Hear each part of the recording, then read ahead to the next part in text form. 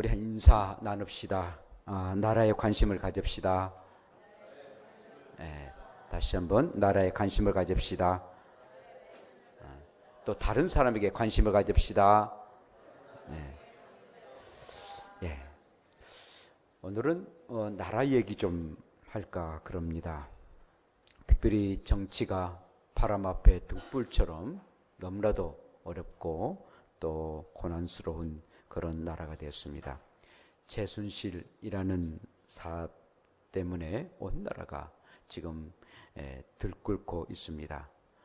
나라의 대통령이 평범한 가정주부 같은 여자에게 놀아나서 국정을 이렇게 파탄시켜서 국가가 이렇게 어려움을 이렇게 당하고 있습니다. 일명 비선 실세에게 이렇게 농락을 당하는 그런 일들이 되고 말았습니다.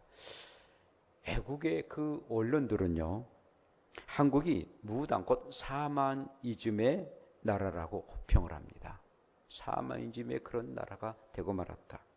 한편 농락당한 비선 세력의 장본인인 그런 최순실과 그녀의 아버지 최태민은 21세기 한국형 라스푸친의 재림을 본 것 같다라고 빗대고 있습니다. 여러분, 이게 라스푸친이라는 이 사람은 러시아 사람인데 1869년에서 태어나서 1916년에 그 러시아 지금의 소련에서 활동했던 사람입니다. 근데 그는 심령술사입니다.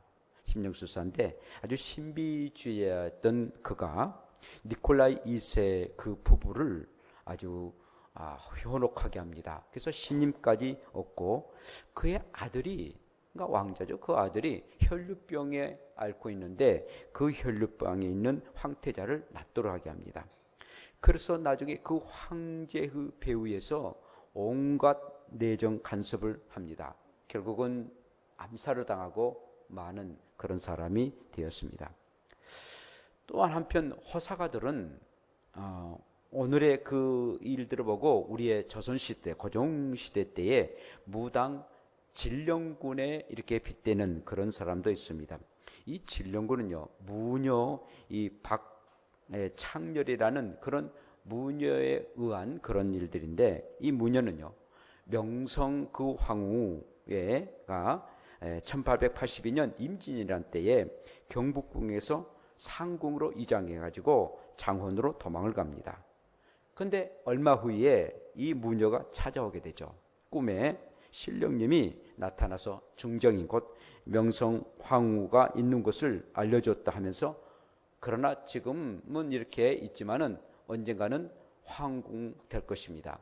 다시 궁으로 들어갈 것입니다. 예언을 합니다. 그리고 궁에 들어갈 날짜까지 얘기를 합니다. 근데 그게 딱 들어맞아요. 딱 들어맞아요.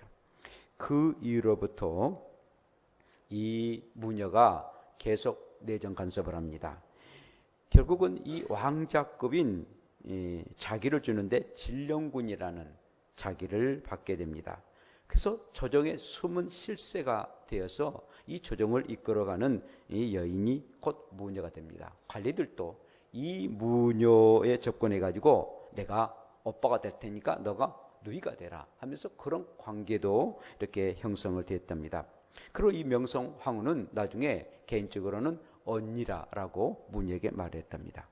결국은 갑오 개혁과 함께 그 무녀도 투옥당하고 그리고 죽임을 당하고 말았습니다.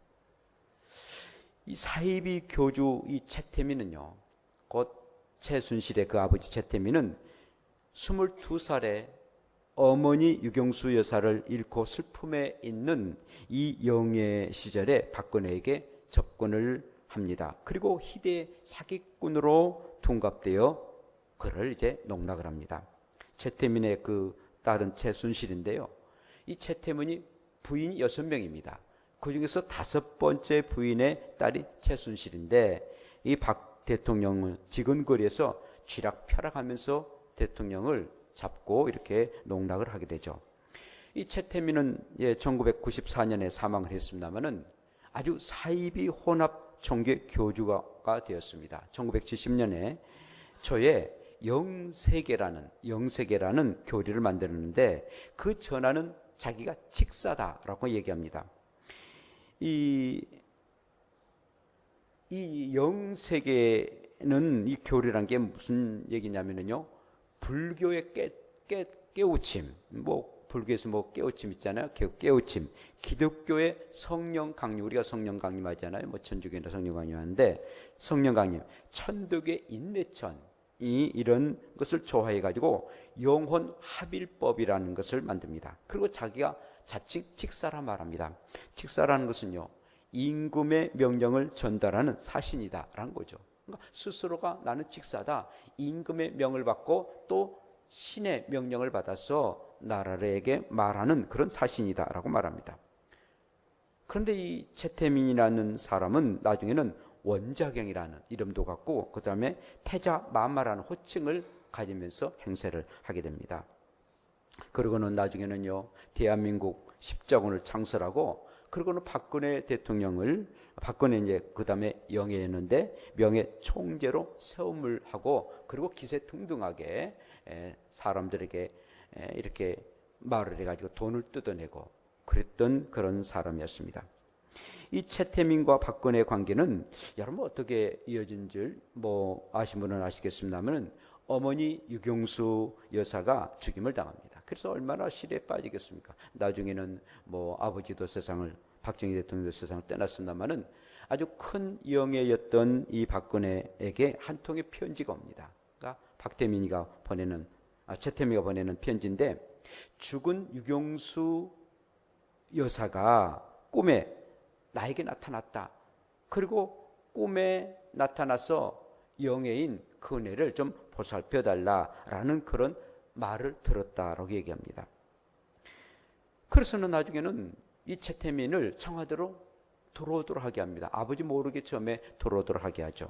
그래서 들어왔는데 이 채태민이가 유경수 여사의 목소리를 그대로 본받고 그대로 행동을 하면서 너가 왜 근심하느냐, 너는 세계적인 그런 인물이 될 것이다 라는 그런 메시지를 이렇게 엄마로 통해서 주었다라고 거기서 소맨을 하게 됩니다.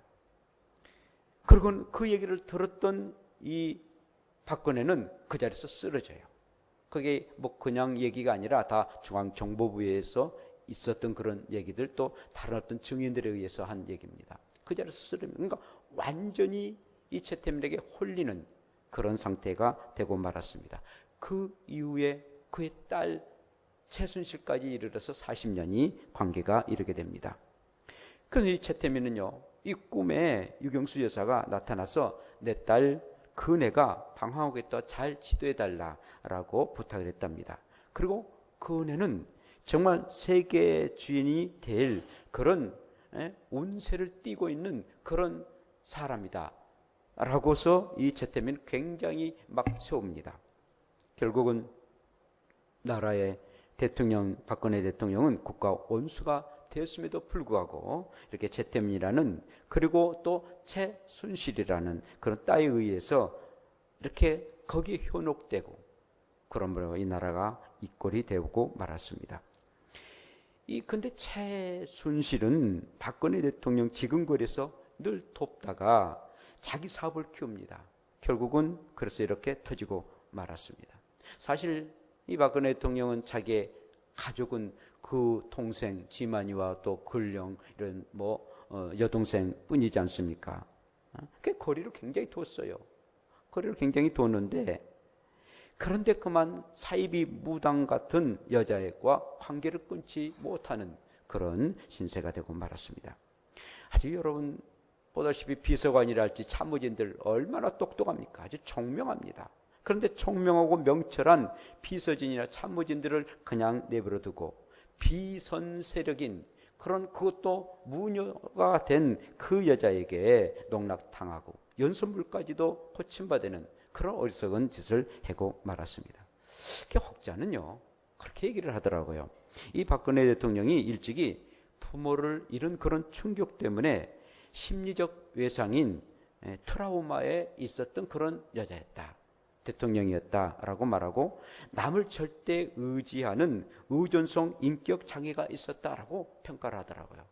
그러니까 너무 충격적인 인간적인 면에서는 아버지, 어머니가 대통령이고 영부인인데 그 영부인과 자기 아버지가 세상을 떠나고 마니까 그에 대한 아주 충격을 가져가지고 남을 의지하고 그리고 자기가 어떤 결정하지 못하는, 그런데 그 이제까지 지근거려서 도왔던 이 최순실에게 모든 것을 맡기고 그리고는 그를 의지해서 결국은 이 꼴이 되고 말았다라는 것입니다. 그러니까 한편적으로는 인간적인 면에서는 공감대가 되고 또 이해가 됩니다. 참 불쌍하지 않아요. 그러나 중요한 것은 공의이지 않습니까? 나라의 대통령입니다. 대통령으로서의 책임과 의무가 있는데 그 일도 행하지 못하고 정말 정상적인 그런 가운데서 이 국정을 이끌어 나가야 되는데 비정상적인 한 여인, 그것도 무녀와 같은 사이비 그 교주의 그 딸과 함께 그 일을 했던 게 우리의 국민들이 굉장히 아주 노하고 그리고 참 이럴 수가 있을까. 그래서 지금 10% 이하에 떨어지는 그런 아주 인기가 되고 말았습니다. 사랑하는 여러분, 참으로 우리가 기도할 때고 정말 기도할 때입니다. 다니엘 기도에 그 김은호 목사님도 그런 말씀을 하시던데요. 왜 다니엘 기도회가 하기 이전에 그 일이 터졌을까? 이것은 정말 더더욱 이 나라 이 민족을 위해서 하나님께서 기도하도록 하나님이 터뜨린 것 아니겠는가? 그래서 한 3,000여 교회와 또 많은 그런 애국의 교회들이 함께 하나님 앞에 기도하는데 이 기도를 통해서 모든 것들이 좀 해결되는 역사가 임하기를 원합니다. 저와 여러분들은요, 이 나라가 지금 선장이 없는 난파선과 같은 그런 시기에 이르렀습니다. 이럴 때일수록 우리가 더더욱 기도하시고 더더욱 하나님 앞에 나아가서 함께 기도해서 이 모든 문제가 해결받을 수 있는 이 나라, 이 민족이 되도록 늘 관심을 가지고 기도해 주시기를 원합니다. 자, 오늘의 본문의 말씀은 요셉이 감옥에 있습니다. 그런데 애굽 왕의 술 맡은 자와 떡 굽는 자가 감옥에 들어와요. 감옥에 들어옵니다. 그런데 친위 대장 보디발의 보디발이 요셉에게 이 두 왕궁의 관리를 잘 이렇게 섬기라라고 얘기합니다. 그러니까 이들은 왕궁에서 일했던 아주 훌륭한 그런 사람들입니다. 술 맡은 자, 떡 굽는 자, 왕의 그 죽고 사는 그런 문제를 이렇게 하는 그런 이 관리들인데, 이 관리들이 이제 감옥에 들어왔으니까 이제 요셉에게 그들을 잘 관리하도록 이 보디발이 얘기를 해요. 저는 이제 이 모습을 보면서 왜 그 보디발이 요셉을 감옥에 가두어 놓고 이렇게 또 이 요셉을 생각할까? 뭐 애정을 생각하고, 또한 이 요셉이 얼마나 성실하고 착실했습니까? 성실하고 착실한 것을 보았던 이 보디발, 또한 사실은 누명을 써서 그가 감옥에 들어간 것 아니겠어요? 자기 아내가 분명하게 잘못했습니다. 나중에 보디발이 그것을 알고서 그 요셉을 측은히 여기는, 그리고 미안하게 생각하는, 그래서 두에게 관리를 섬기도록 하지 않겠는가라는 생각을 갖습니다. 그런데 이제 몇 달이 지났어요. 어느 날 이 두 관리가 아침에 일어났는데 아주 우거지상을 하고 일어난 거예요. 뭐 벌레를 씹는 그런 얼굴을 가지고 일어난 거예요. 이 떡 굽는 자와 그리고 술 맡은 자가 아침에 일어났는데 너무 근심스러운 그런 모습으로 일어나게 됐습니다. 그래서 이 요셉이 바로 신하들에게, 그 바로의 신하들에게 묻습니다. 아니, 어찌해서 오늘 당신들의 얼굴이 그렇게 근심의 빛이 그렇게 심합니까? 라고 묻습니다. 이 요셉은 굉장한 그런 관심을 가지고, 지대한 그런 관심을 가지고 이렇게 묻게 되었습니다. 이때 두 사람이 꿈을 꿨는데 이 꿈이 또 희한한 꿈이고, 그 꿈은 또 너무나도 상반된 그런 꿈이긴데 이 꿈을 해석할 사람이 없어서 고민스럽다라고 얘기합니다. 그때 요셉이, 아니 그 꿈에 대한 해석은 하나님이 하시지 않습니까? 하나님께 맡기고 나에게 얘기하라 라고 얘기하죠. 자, 이 요셉은요, 이 두 사람의 그 얼굴을 보면서 아주 근심스러운 그 얼굴을 보면서 아주 깊은 관심을 가졌습니다. 이 요셉 뭐 그냥 그칠 수도 있어요. 그러나 이 요셉은 두 사람의 근심스러운 그 얼굴을 유심히 보면서 이렇게 관심을 가졌습니다. 꿈꾸는 사람은 다른 사람에 대한 깊은 관심을 갖는다라는 말씀입니다. 자, 꿈꾸는 자는요, 다른 사람의 심각한 관심을 갖는 그런 사람이 꿈꾸는 사람인 것을 봅니다. 여러분, 이 두 사람이 근심빛이 있었다라고 6절에 말씀하고 있는데, 여기서 이제 근심이라는 이 히브리 말은요, 조합핀이라는 그런 말인데, 막 파도가 치지 않아요? 파도가 아주 막 쳐가지고 폭풍으로 인해가지고 격렬하게 휘몰아치는 그런 상태를 일컬어서 근심한다라고 말합니다. 또한 먹을 것이 제대로 먹지 못해가지고 헬쭉해진 그 얼굴을 일컬어서 근심한다라고 얘기를 하고 있습니다. 그때 이제 사용하는 이 단어가 조합핀이라고 근심이라는 그런 히브리 말입니다.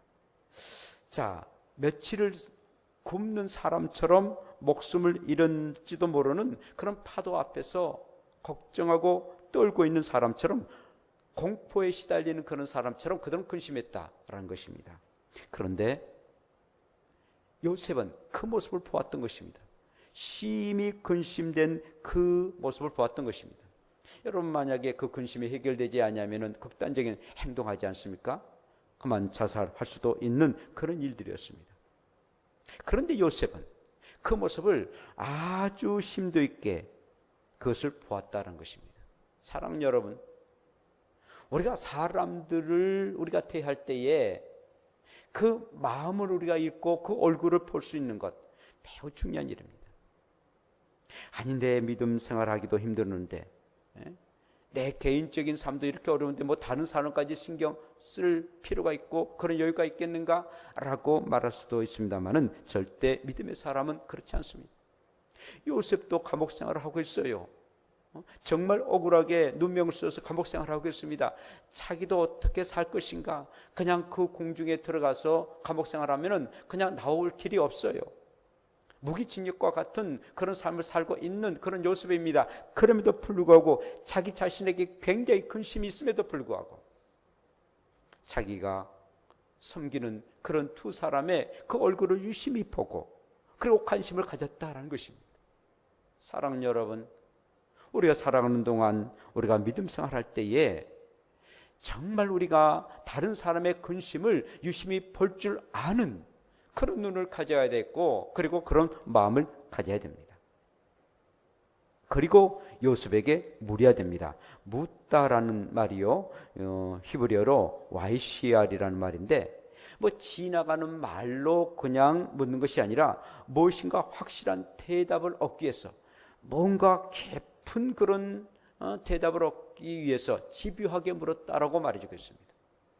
그러니까 그냥 지나가서 얼굴이 좀 안 좋으네요 라고 한 것이 아니라 정말 자기의 그 근심처럼, 자기의 걱정을 가지고 있는 것처럼 물었다라고 오늘 본문에는 이 오늘에서 그렇게 말하고 있습니다.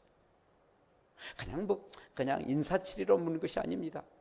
정말 그러느냐고, 자기가 걱정, 근심을 가진 것처럼 파도에 휩쓸려서 금방 그 죽음을 당하는 얼굴, 내지는 먹을 것을 먹지 못해서 얼굴이 헬쭉해지는 그런 근심을 정말 자기의 일처럼 아주 집요하게 물었다는 것입니다.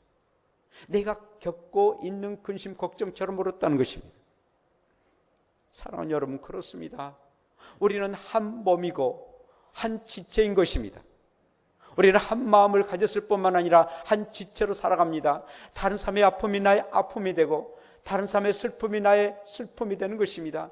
또 기쁨도 나의 기쁨이 되고 감사도 같은 감사가 되는 거예요.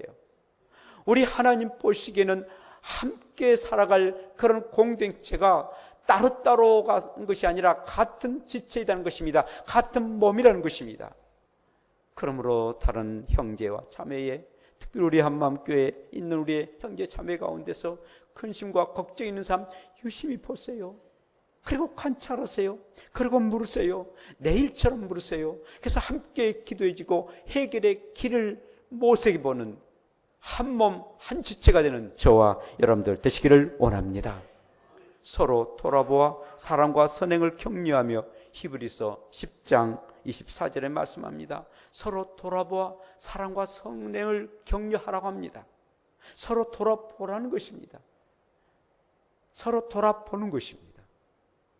정말 깊은 관심을 가지고 돌아볼 때에 그도 나에게 대한 그런 관심을 갖게 됩니다. 그래서 하나가 되고 한 마음 되는 거예요. 두 번째로는 꿈꾸는 자는요, 하나님의 근심을 해결해 주실 것을 믿고 그리고 관심을 갖는 사람입니다. 이 두 가는 안절부절하는 거예요. 정말 얼굴이 아주 새카맣게 아주 탄 얼굴처럼 되고 말았습니다. 너무나도 꿈이 선명하고 그리고 그 꿈이 또 정반대의 꿈이기 때문에 이게 무슨 일일 것인가, 어떤 누구도 해결을 또 그 문제를 또 이렇게 해몽해 주는 그런 사람이 없어서 아주 이 두 간호는 너무 힘든 그런 삶을 살게 되었습니다. 그런데 오늘 요셉은 이 두 간원에게 그 꿈 걱정하지 말라, 하나님께서 해결해 주지 않느냐, 하나님이 꿈을 얘기해 주시는 주인공이 되신다라고 하나님에 대한 말씀을 하게 됩니다. 이 애굽 사람들은 자기 나름대로 신을 믿고 있습니다. 하나님을 믿지 않았습니다. 여호와 하나님, 히브리 사람이 믿고 있는 여호와 하나님을 믿지 않았습니다. 그런데 담대하게 이 요셉은 하나님께서 그 문제를 해결해 주시고 하나님이 그 꿈을 해몽해 주실 것이다, 하나님에 대한 그런 말씀을 하고 하나님이 해결사임을 말해 주겠습니다. 사랑하는 여러분, 저와 여러분들이 정말 이 두 간원이 힘들고 어려운 그런 근심과 걱정의 문제가 있습니다. 그런데 이 문제를 해결해 주실 분은 바로 우리의 하나님이신 줄로 믿습니다. 하나님께 가지고 오면은 하나님께서 해결해 주신다는 것입니다. 그러므로 우리는 다른 사람의 문제를 우리가 스스로 해결할 수 없어요. 그 다른 사람의 문제, 근심과 걱정의 문제를 하나님 앞에 가져오는 것입니다. 그리고 하나님께 맡기는 것입니다. 그리고 하나님께 기도하는 것입니다. 그리하면 하나님이 해결해 주실 줄로 믿습니다. 하나님 보시게 돼요. 자기 문제도 많은데, 너 문제도 많은데 다른 사람 문제까지도 가지고 와, 그리고 기도해줘? 얼마나 예쁘시겠어요.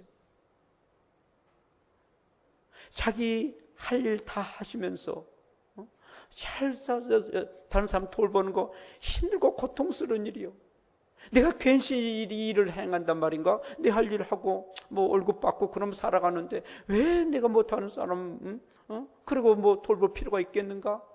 회사에 일을 하면서도 그렇게 할 수도 있어요. 내 신앙 내만 지키면 살지 무슨 다른 사람까지 뭐 신경 쓸 필요가 있어? 그러나 그게 아니에요. 요새 그 참으로 지륵한 그런 감옥 생활을 하면서도 그 관심을 가지고 그리고 하나님께 맡기자, 하나님이 해결해 주실 거라고 그렇게 말을 하고 그리고 관심을 가졌다는 것입니다. 우리의 관심은 하나님이 해결해 주실 것을 믿고 관심을 갖는 것입니다. 나는 할 수 없지만 하나님이 해결해 주실 것을 확신하고 관심을 갖는 것입니다. 그래요. 우리의 주변의 사람들, 우리 가까이 있는 사람들 그냥 내버려 두지 마시고 너는 너 나는 나가 아니라 우리라는 함께 한 지체라는 한 몸이라는 그 사실을 아시고 항상 관심을 가지고 그 관심을 하나님께 맡길 수 있는 우리가 되기를 원합니다. 마지막으로는 꿈꾸는 자는 자신의 사리 사욕을 위해서 관심 갖지 않습니다. 요셉은요, 이 두 간원을 통해 가지고 높은 자리에 올라가야 되겠다라는 그런 생각을 가지고 관심을 가진 게 아니다는 것입니다. 순수한 마음 가지고 하나님께서 문제를 해결해 주실 것이다라는 그런 깊은 마음을 가지고 그리고 그 믿음을 가지고 묻게 되었습니다. 여러분 개인의 욕망이나 야망을 채우기 위해서 대통령 지근거리에서 대통령을 섬기다가는 쇠고랑 찹니다. 결국은 이번에 이 사건, 나라가 완전히 뒤집어지는 이 일들은 자기 사욕 때문에 자기의 어떤 모든 것을 갖고 싶어서 최순실이가 그리 했기 때문에 결국은 그와 그의 측근들이 모두 다 이제 멸망을 당하는 그런 일이 되고 말았지 않습니까? 사랑하는 여러분, 그러므로 우리가 관심을 가되 순수한 마음을 가져야 됩니다. 이 일을 통해서 하나님 앞에 영광을 돌려드려야 되겠다라는 그런 마음을 가져야 됩니다. 그리하면은요, 하나님이 다 높여주시고 다 채워주시고 다 응답해 주십니다. 어떤 개인의 사리 사욕을 위해서 일하면 그게 흑심이 됩니다. 아주 어두움의 그런 마음이 되고 결국은 그게 비리가 생기고 맙니다. 결국 이렇게 터지고 말았잖아요. 그의 딸을 아주 특기를 줘가지고 이화여대 들어가도록 하고 말 좀 탄 것 가지고 그냥 대학에 들어가도록 하게 하고 공부도 하지도 안 했는데 학점이 다 나도록 얼마나 그런 비리들이 아주 속속들이 드러나고 있습니까? 자기 사리 사욕 때문에 대통령을 섬겼기 때문에 그런 것입니다. 정말 그게 없으면은 그가 참으로 훌륭한 사람이 될 수 있는데 그렇지 아니기 때문에 결국 이렇게 비참한 꼴이 되고 말았습니다. 바로 그렇습니다. 우리의 욕심, 사리사욕을 버립시다. 순수하게 하나님을 믿는 그 믿음 가지고 하나님께로부터 받은 은혜가 있기에 내가 관심을 갖습니다. 내가 또 다른 사람에 대한 관심, 나라와 민족에 대한 관심을 가질 때 하나님은 또한 우리를 관심 두셔서 상상을 초월할 정도로 하나님은 놀라운 복을 허락해 주십니다. 그러므로 항상 마음을 비우고 순수한 마음 가지고 남을 돌보고 섬기고 관심을 가져서 늘 사랑할 수 있는 저와 여러분들 되시기를 축원합니다. 기도합시다. 거룩하신 하나님 아버지 고맙습니다.